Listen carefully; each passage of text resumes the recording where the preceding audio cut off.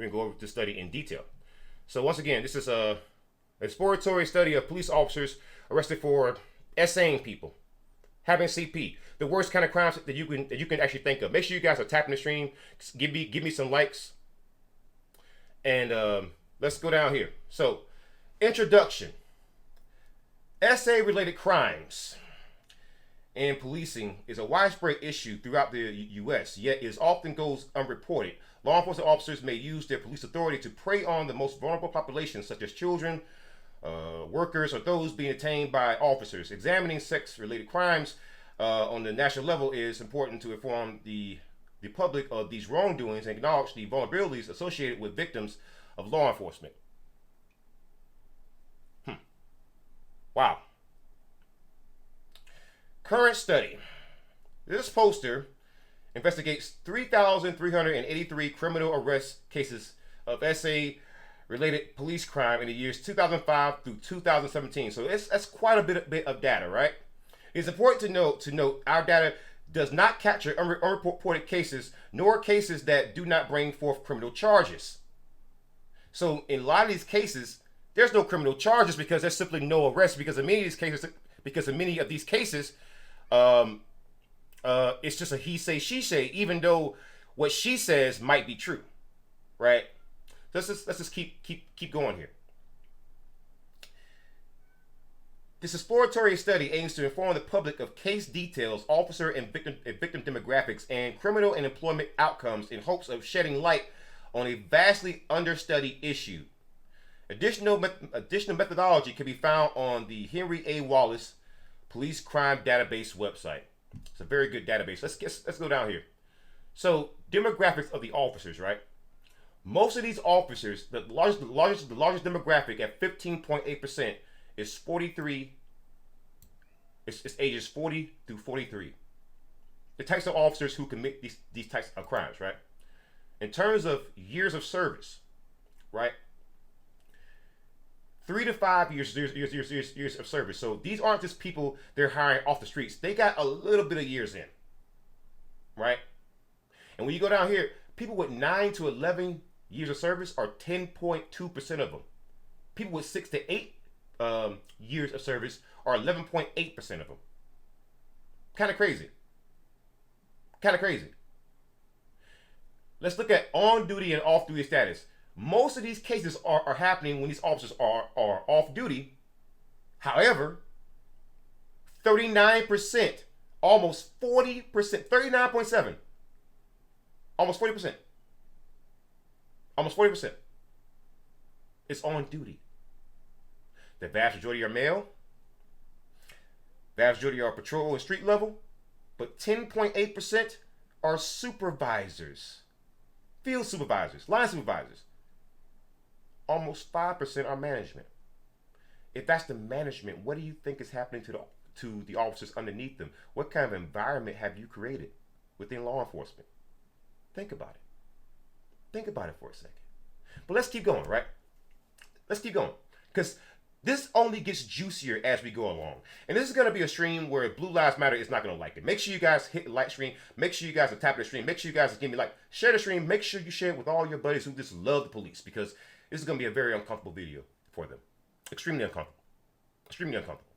But let's go ahead and keep going here. So, agency type.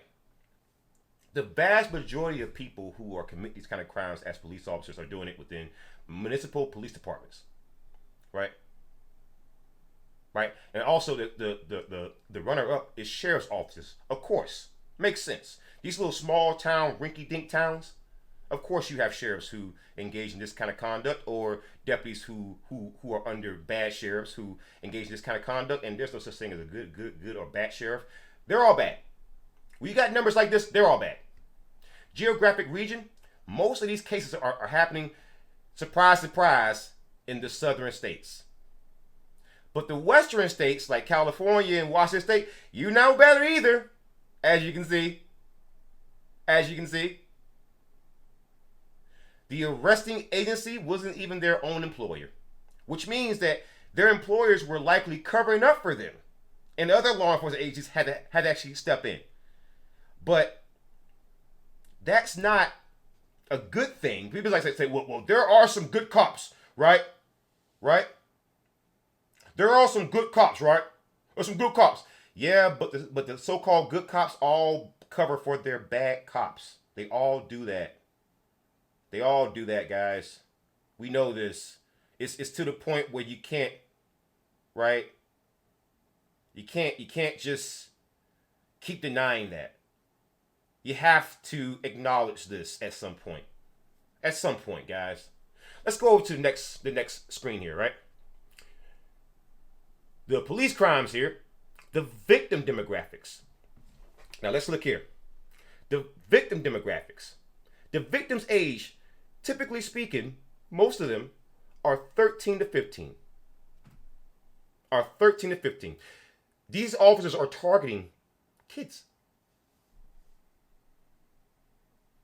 And the most disturbing part about it is that the most disturbing thing that I'm seeing on the screen right now is that there's actually victims ages 0 to 9, 10 to 12. These are U.S. law enforcement officers, right, targeting kids.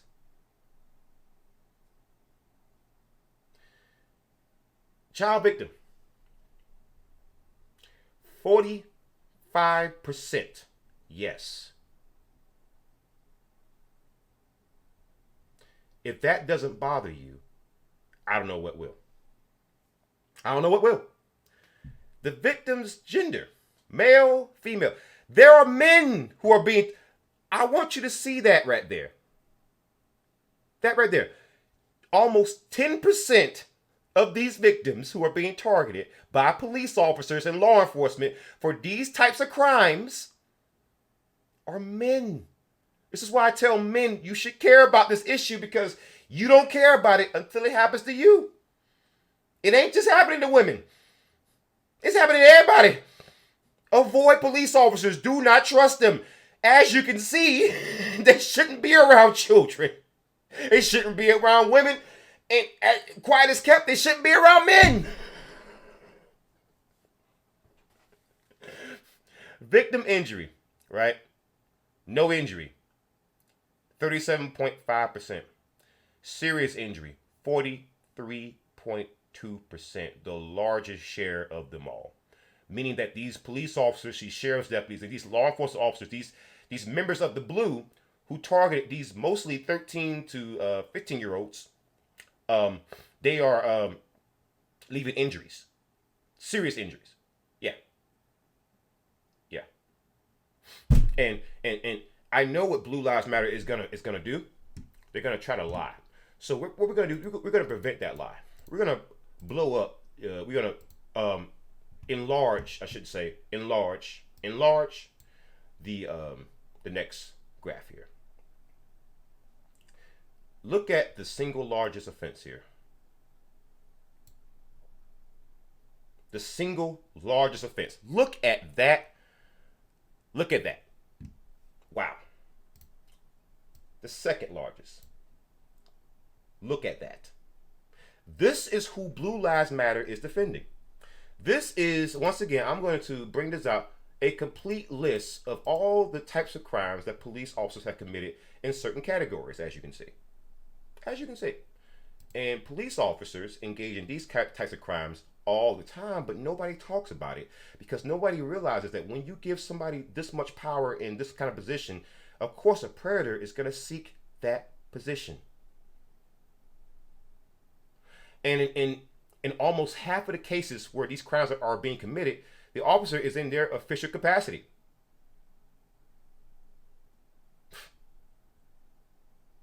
Wow. So let's go over to this next table here, because this next table is going to be fascinating. This next table here, I want people to see this next table because it is probably the most fascinating part. It's probably the most, give me a quick second. I want people, this next part, I'm going to take my time with.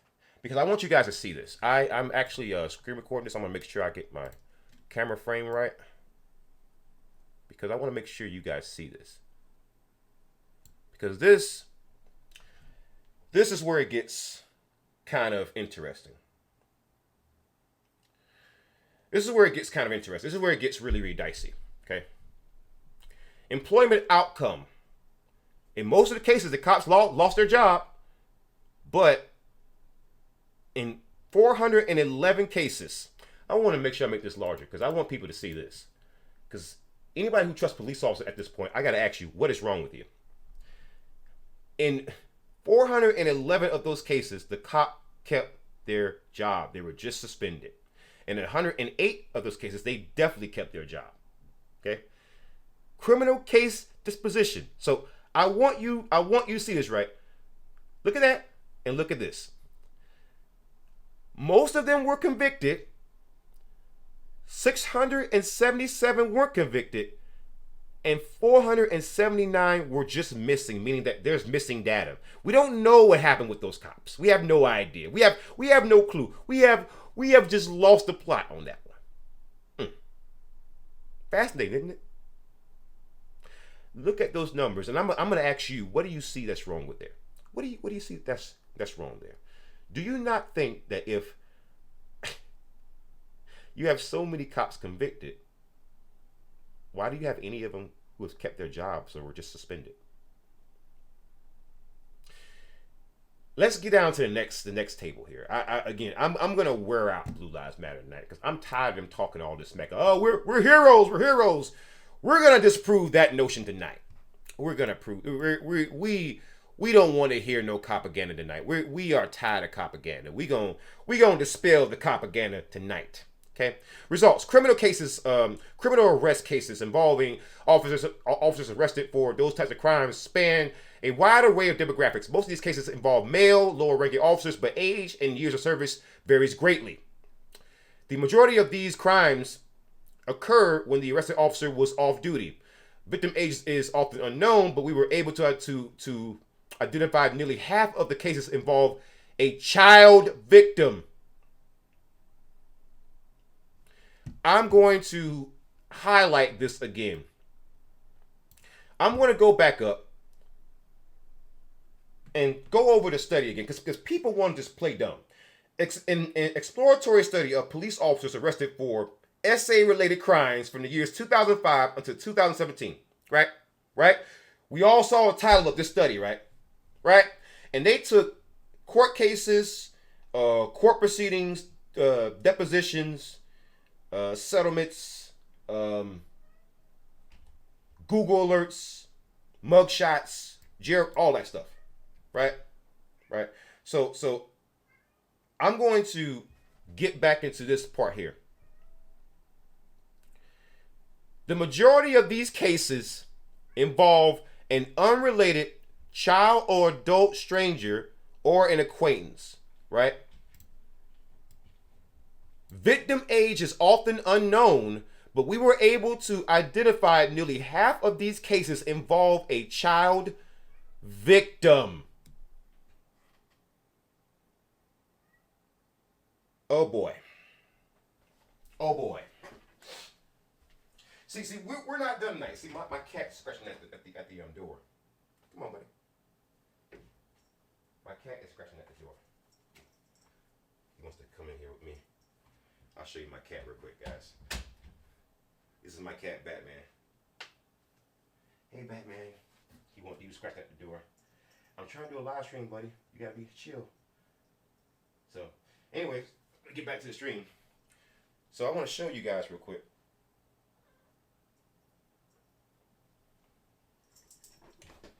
Let's get back to the stream. So, can you guys hear me? There we go. Cool. So, here we go. Now, we're going to get back into this part here. The most common offenses of SA-related police crime are force. I'm not even going to read. Look at this. Look at the most common ones, right? Look at the most common ones. That is insane. That is insane. But if you think this is just unusual, well, let me show you something. I pulled up some cases. South Bay police officer gets probation for having CP. Former Torrance police officer in California. He got probation for this. Yeah. Evan Robert Dahl. He got 1 year probation for having CP. That's one case. A former Daytona Beach police officer gets 25 years for having CP. That guy right there. Brandon Michael Fox. I did a video about this guy. Hold on. Former cop seeks dismissal of some CP charges. Jacob Risley. He wants some dismissal of some CP charges. Not all of them. Some.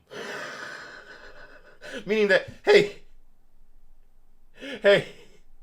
I know I'm guilty of some of this stuff, but not all of it. Let's go. Former Rockford police detective gets 6 months probation, right? 6 months for CP. Yeah, this guy. Joshua Grover. I've done several videos about this guy. Yeah, him. Former Fort Wayne police officer violates probation because of horrible crimes. A former Fort Wayne police officer is going back to prison for violating his probation. Why? Andrew J. Beck was already convicted and serving time, and he was on probation for essaying the kid and having CP. Yeah. So he went back to prison as a police officer because he violated his probation. Let's just continue. A former police officer whose name is Kirk DeGrieve was sentenced to 90 days, only 90 days, for having CP. A police officer. Yeah. No. Let's continue. A former Ocean City officer granted probation after pleading guilty to having CP. Probation. Not jail, not prison. Probation. He got probation. Let's continue. Former LAPD police officer gets probation in CP case. Okay. Clark Warren Baker, right, must attend counseling and register. He must attend counseling and he gets probation for having CP as a police officer. And you want to tell me about how great cops are? I cover stories like this all the time, almost every day now. Seriously. Don't believe me? Go look at my channel. See if I'm making that up. A Fremont police officer who resigned after downloading CP has been given 5 years probation. Alan Talton Jr. given probation. Probation. Wow. Former Denver police officer sentenced to probation for CP case. And if you want to know why I do what I do, here's why I do what I do. This sheriff is in South Carolina. His name is Leon Lott. I'm from South Carolina. I used to work law enforcement in that state. I resigned. Let me explain to you my backstory. See, I was a victim of a horrible crime. My older brother committed it. My older brother is a high school principal right now in South Carolina. Leon Lott didn't believe me, and his sheriff's deputy didn't believe me that my brother was doing things to me when I was a kid. So I developed a hero complex. I joined law enforcement. I went into the military because I wanted to become the hero that nobody ever was for me. And when I became an adult, I found out that Leon Lott, who is still the sheriff even to this day, has been covering up horrible things that happens to children all the time. And now I feel responsible because I didn't stop Leon Lott when I had the chance, by any means. Sheriff of the Year protected Richland County cop who preyed on kids for years, court documents say. This man's been taken to federal court 8 separate times and has lost every single time.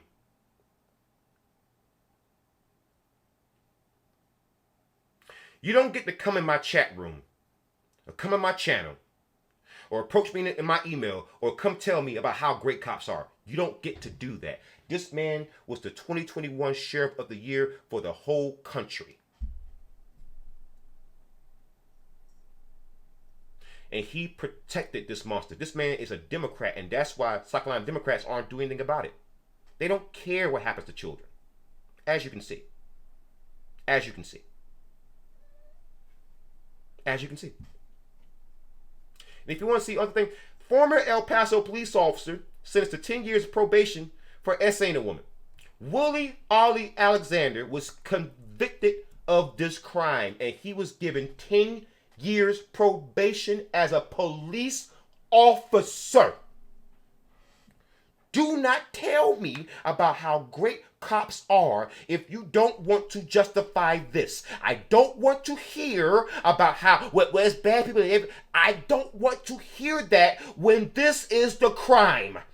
If you say it's okay or you try to deflect, you are one of those people. You are a predator, and I don't want you in my chat room. I don't want you commenting on my videos. I don't want you talking to me. I don't want you around women or children. I don't want to associate with you at all. This is either disgusting or it's okay. Pick one, because you can't have both. I'm not letting you have both. You can't have both. Sheriff of the Year protected county cop who preyed on kids for years. And I'm one of those kids. When I was a child. That's why I have this hero complex. That's why I became a whistleblower. That's why I do what I do now. It's the rage of the justice that I never got. And then to have people come lecture me about how I fight my battle. You ain't fought my battle. You ain't lived my life. Don't you tell me how to fight.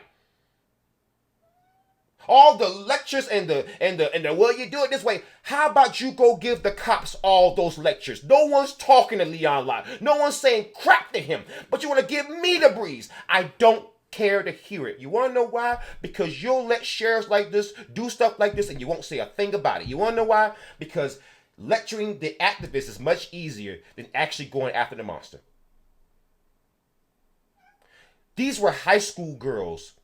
This sheriff's deputy here, Jamil Bradley, high school girls at Spring Valley High School who he was targeting. Leon Lott's own undercover officers were coming to him, his own undercover sheriff's deputies were coming to him saying, hey, Jamil Bradley, your sheriff's deputy, is targeting high school girls. The parents were coming to him for years and saying it. Leon Lott ignored it. When he was taken to federal court, let me show you. Let me show you.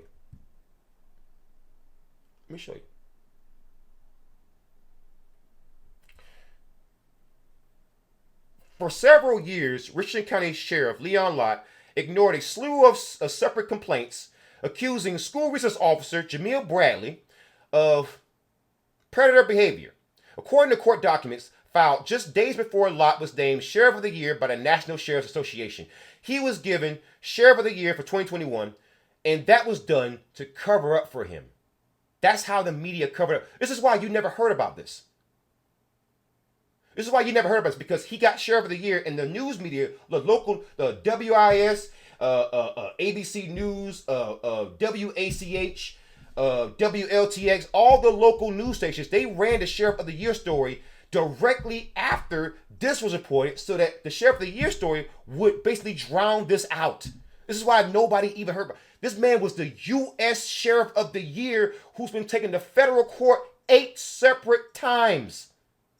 8 separate times for doing this. And he's lost pretty much every time. He's cost the state of South Carolina over $9 million. He's been doing this for 30 plus years. Let's keep reading. In court documents filed last week, lawyers representing Jane Doe 2, a former Spring Valley High School student who was allegedly essayed by Bradley in 2015 and 2016, argued that both Richland County Sheriff's Department and Richland 2 officials deliberately concealed their knowledge of Bradley's predatory conduct.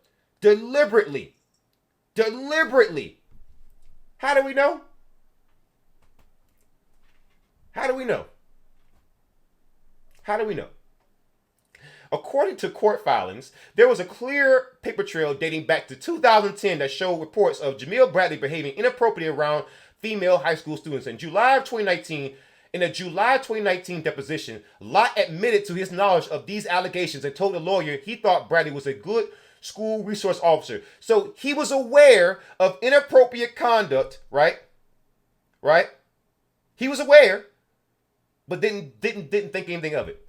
The well-documented allegations raised some serious questions about Lott, one of South Carolina's most powerful lawmen in charge of one of the largest sheriff's departments in South Carolina. If Lott was willing to lie to the public about his knowledge of the allegations, what else would he lie about? Why would the Richland County Sheriff's Department continue to employ and protect a deputy with a track record of misconduct allegations with high school girls? Why would they allow him to work at a school district, a predator's playground, for years before firing them? Lott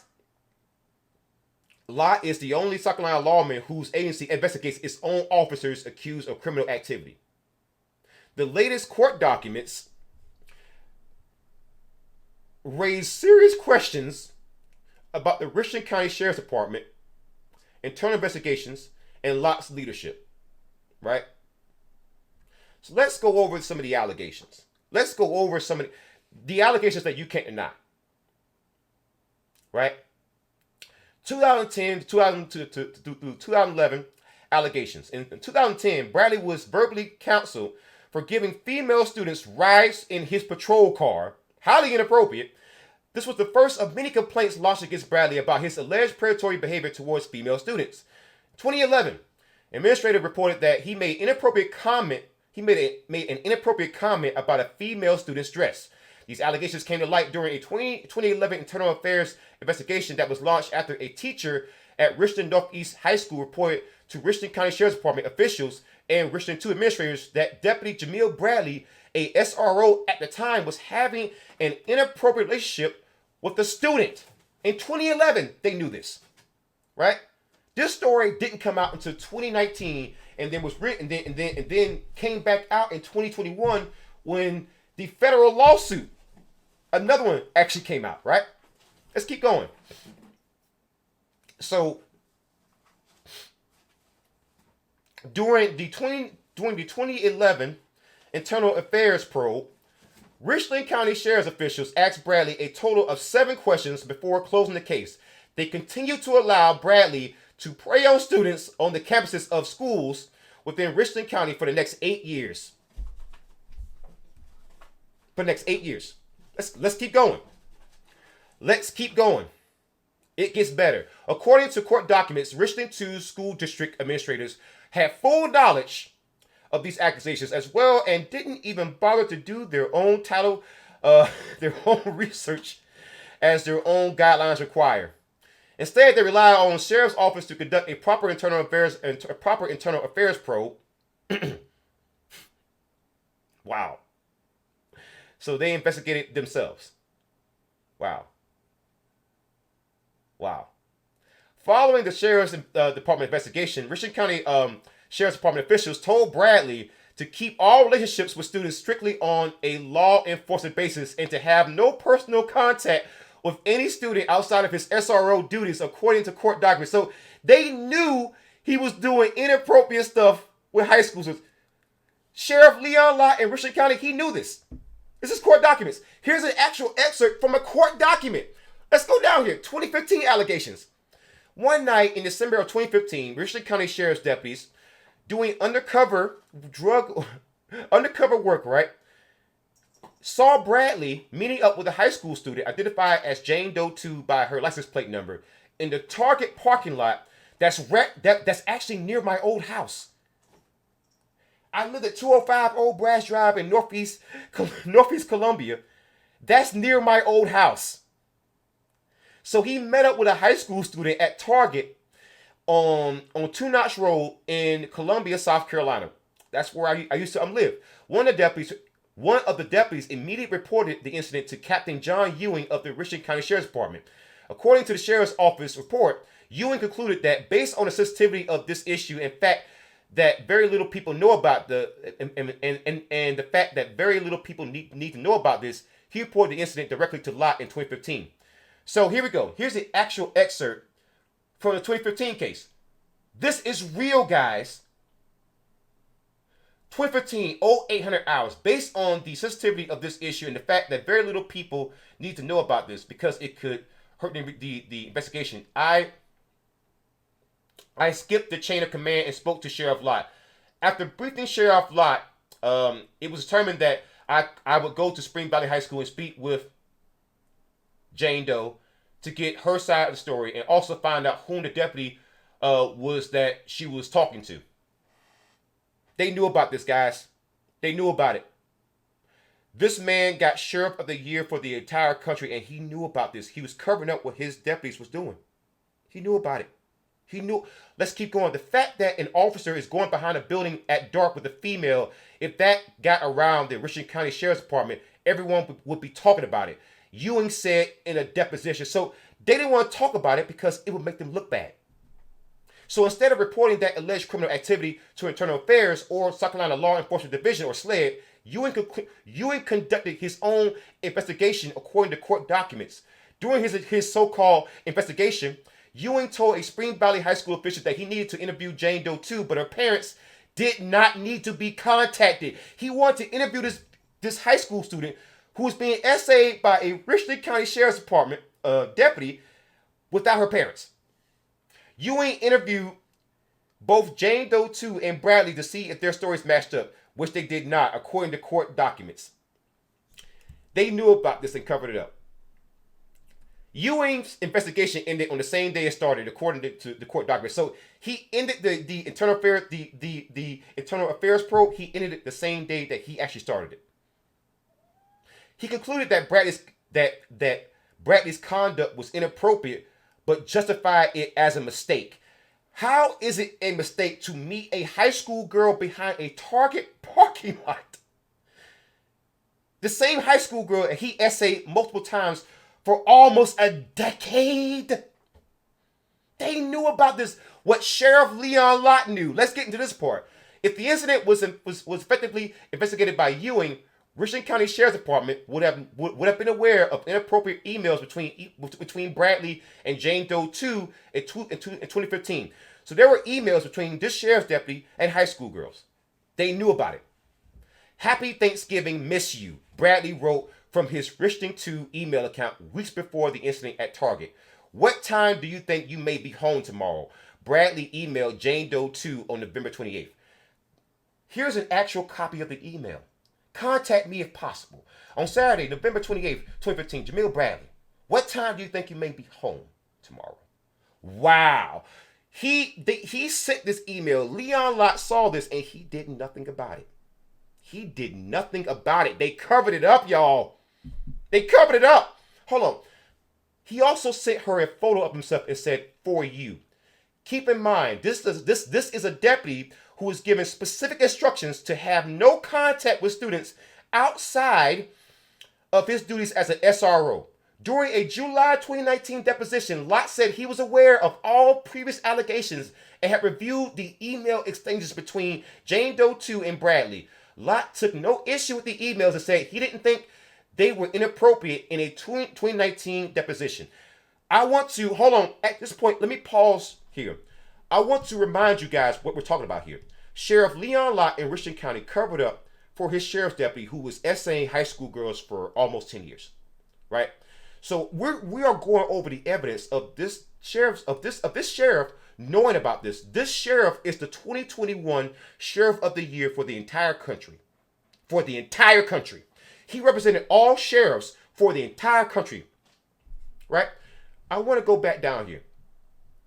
During a 2019 deposition, he said he didn't think that anything that his deputy was sending in terms of the emails, right, was inappropriate. He didn't think his deputy was being inappropriate. His deputy, who was told to not talk to high school girls outside of his duty anymore, sent emails to high school girls with stuff like, "Happy Thanksgiving, I miss you. What time do you think you may be home tomorrow? For what reason, for what reason, for what reason would a sheriff's deputy need to send that to a high school girl? This man was a high school resource officer. Sheriff Leon Lott reviewed that email and said, I want to highlight this. Lott took no issue with the emails and said he didn't think they were inappropriate in a 2019 deposition. He didn't think they were inappropriate. He didn't think they were inappropriate in a 2019 deposition. I want you guys to realize something, right? I am a child victim. Carlos Grant, Dr. Carlos Grant at Greenville High School in South Carolina is my abuser. He's a high school principal, my older brother. I came out against Leon Lott when I came to Leon Lott as a child to report my older brother. He did nothing about it. That older brother is now a high school principal. Now, all the people who doubted me, you just saw the reason why you shouldn't doubt me. I met a woman named Brenda Bryan, whose daughter is named Stephanie Bryan. She was essayed by multiple men. She told Leon Lott. Leon Lott did nothing. She sued in a case known as Madison Bryant v. Babcock Center. She won the case. You mean tell me high school girls pick their parents, the school officials, and myself, and a mother who's got a mentally disabled daughter who won a South Carolina Supreme Court case, that we're all lying? I paid a dear price for doing everything that I just did. I lost everything. I was a former law enforcement officer who went to law enforcement to try to find some sense of justice because of what happened to me as a kid. And when I went to law enforcement, I tried to change things. Because I saw the same thing, the same conditions that allow someone like me to become a victim with no justice. I saw how it could happen.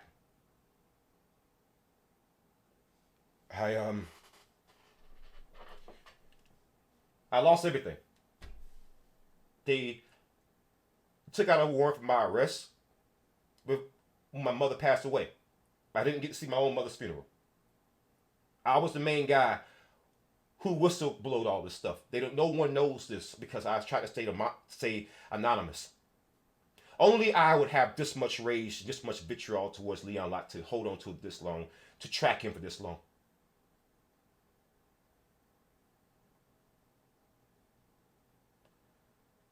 I haven't seen my son in South Carolina. One of the first things that they do when you become a law enforcement whistleblower is they take your kid away. Lost my home. I'm a multiple time combat veteran rated at 100%. The highest you can go for VA compensation. I put it in videos. You can go on my channel and see it for yourself. I lost everything. That's the cost of being a whistleblower.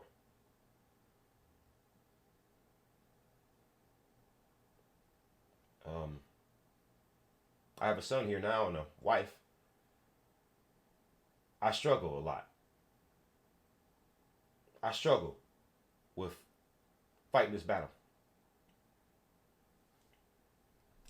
And for all of you who doubted me, I want you to see something real quick.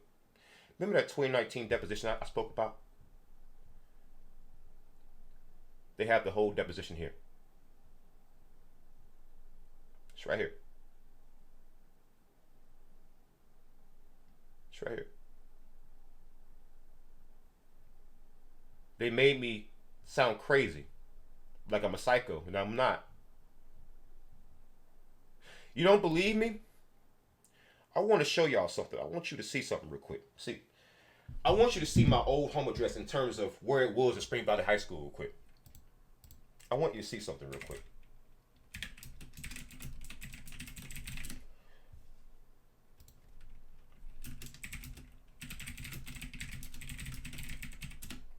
I want you all to see something real quick because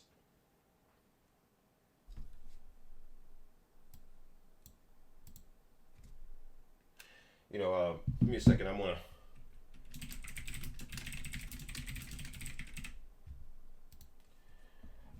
I'm a child victim who never got justice. And Spring Valley High School was the deputy who was who was essaying high school girls. This is the deputy who did it here. Leon Locke covered up when it happened to me as a kid. This happened at Spring Valley High School. What I'm showing you here is my old home address, 205 Old Bass Drive, in correlation to Spring Valley High School in terms of distance. Right?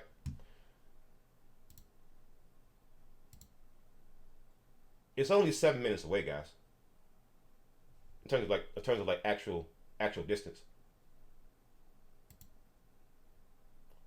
It's 7 minutes away.